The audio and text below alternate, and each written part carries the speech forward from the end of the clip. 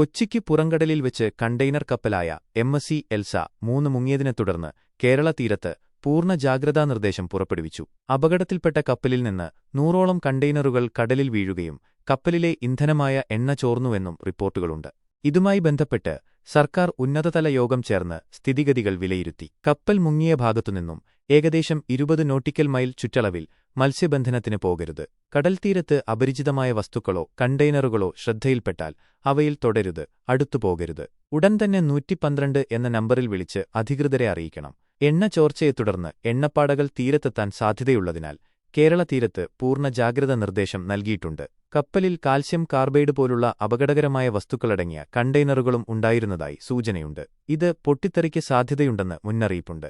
വിഴിഞ്ഞത്തുനിന്ന് കൊച്ചിയിലേക്ക് പുറപ്പെട്ട 28 വർഷം പഴക്കമുള്ള കപ്പലാണ് അപകടത്തിൽപ്പെട്ടത്. കപ്പലിലുണ്ടായിരുന്ന 24 ജീവനക്കാരും സുരക്ഷിതരാണെന്ന് റിപ്പോർട്ട് ചെയ്തിട്ടുണ്ട്.